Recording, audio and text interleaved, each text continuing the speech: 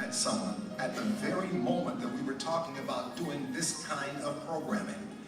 The fact of the matter is that everywhere we look, everywhere we see, the issue of guns, the issue of gangs, the issue of violence is all around us. This weekend, and it wasn't as if we planned it this way, the Monmouth County Prosecutor's Office is holding a Guns for Cash firearms exchange program. Some of you may have heard about it, but it's culminating this weekend on, well, actually it started Friday and Saturday. Today is the last day. That program is going to be held at the Asbury Park Police Department on Main Street each day. And what they're doing essentially is that people can actually get cash payments of $25 for shotguns, $50 for handguns, and $100 for assault weapons, according to a release from the prosecutor's office. I know that some of you probably come from a time and an era, which I can remember well, where to hear the idea of people being paid who actually have guns is really astounding. But it's a new century, it's a new world, and we have to make new adjustments.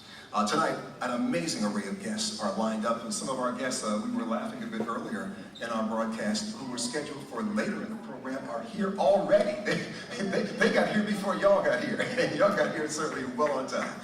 Tonight, starting off our program this evening and setting the tone for the experience and giving us some sense, and I say us in this sense, that New York, New Jersey, and Connecticut are listening to this broadcast. And there's certainly some areas that may not know of the specifics that have been happening here in Plainfield, but at the same time, I think when they hear them, they will echo in their spirit as the same issues that we are all facing. As I said before, she's a courageous sister. She's one of what we call the warrior sisters, and it's a great pleasure. And we certainly, on the part of Inner City Broadcasting, give her thanks for her invitation for us to be here to platform this town hall meeting tonight. Can we please put our hands together for the mayor of Plainfield, New Jersey, Sister Sharon Robinson.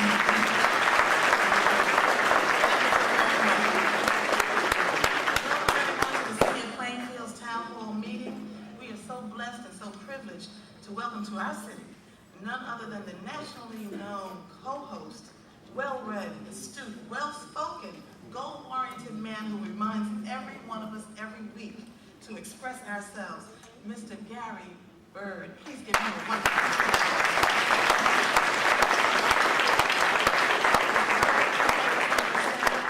bringing WBLS and WLIB to Plainfield, and we thank you to all of our distinguished panelists and guests who will be introduced a little bit later on this evening. Thank you, of course, to all the residents and friends of Plainfield for your attendance, including those of you who are listening on the radio stations. Our theme for today is a call to action, meeting the challenges of the community and how all the panelists will be able to network with the community of Plainfield. As you all know, the city of Plainfield is a beautiful, diverse community with thousands of wonderful residents, employees, and business owners. There are a small number of folks who have lost their way in terms of exercising good judgment and being good neighbors, and others who may need a little assistance. For those reasons, it was essential for us to have this town hall meeting. So our discussions today will absolutely include things such as gang-related activities. We'll speak to folks who are involved in law enforcement and community advocacy. We'll speak about available and affordable housing and assistance with regard to foreclosures. We'll talk about our educational system and how the educational system here in the city of Plainfield is a partner of ours.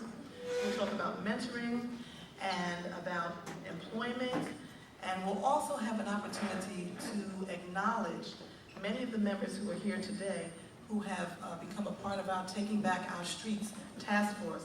We are just so proud of them. I have to tell you, Mr. Bird, that a couple of weeks or so ago, we had a press conference here in the city of Plainfield because there had been some shootings, and it was the determination that we needed to bring our community together and sit down and have a conversation. And that was the first step in putting this together. And I had a call because a lot of women had come out, and some men had come out as well to help us walk through the communities. But I had to call out to the community and ask for 100 men to please come out.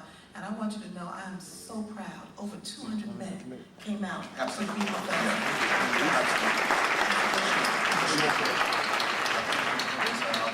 As a matter of fact, any of the members who are here representing the Taking Back Our Streets initiative, our task force, which includes members of our clergy and others, other city people, as well as friends of Plainfield.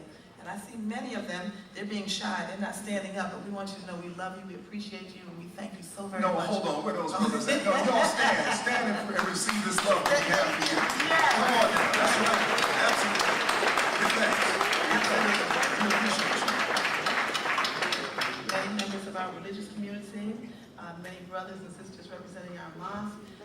just have a lot of community people who have come out.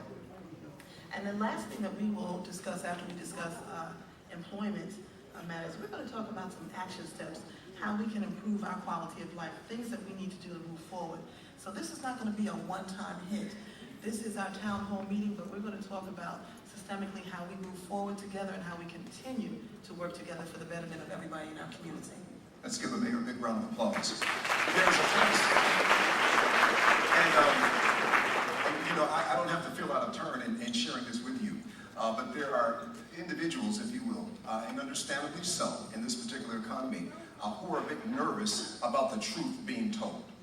Now, I don't know how, it's funny, Mayor Briggs and I had a bit of a laugh, and she said pretty much what I thought, and I'm speaking more specifically in context to some of those in the real estate community, and certainly I give love to the brothers and sisters who are in that industry. It's a tough industry to be in right now, but they had a very difficult time with the idea of whether or not dirty laundry should be aired in the context. And so we began to receive several different phone calls, you know, like sort of, what are you doing to the city of Plainfield kind of thing.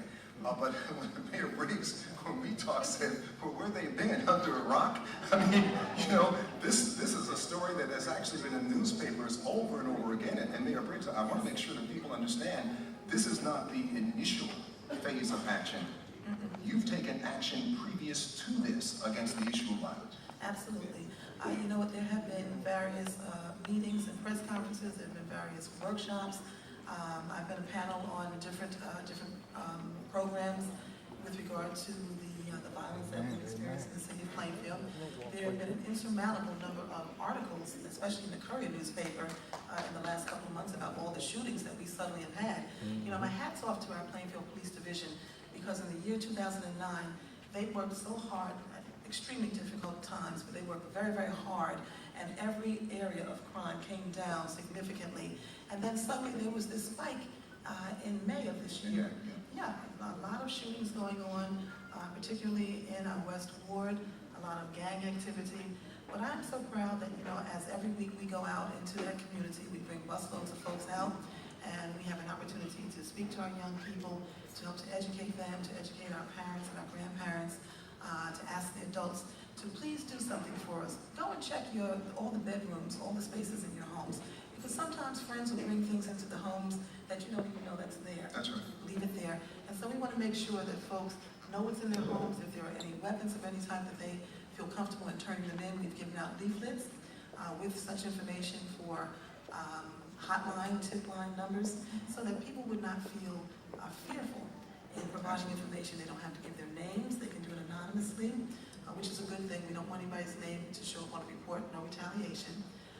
But the other things that we've been doing, we've just been out there in the community steadfastly trying to speak to folks, trying to help our young people. And we have a lot of good young people in Plainfield. It's just a handful that need to be turned around and to be helped to understand that there are things that they need to be doing instead of involving themselves in gang or gun or drug activity. We are excited tonight, certainly with the wide range of people who have an opportunity of hearing from inside of this evening's broadcast. But one of them in particular who I've known really across the several decades that we've had the opportunity of working together broadcast-wise and on a number of different issues. And I'm speaking of a brother who actually was gracing the cover of Newsweek magazine. And you probably have seen him, and certainly you've heard him and know what he represents. He is on his way to join us tonight. I'm speaking of the Reverend Al Sharpton, who will be joining us inside. The National Action Network has certainly seen the dynamics that we're describing that are occurring across the country, and is really making a very special effort to be a part of this experience tonight. And that's really a key element in terms of what Mayor Briggs is indicating here. What we're really saying, brothers and sisters, is that we want to have a movement that takes place where no one feels that they are alone. No elder should be in fear of walking down the block to the corner to pick up something at the corner and fearful about a bullet coming from some direction or the other, or fearful, a mother or father who are fearful that their young son is in a position that he can't go to school safely. And there are ways to deal with these issues, and frankly, what we've seen perhaps over the course of the last several years is that there in some cases is a gap between city government and the community. And in this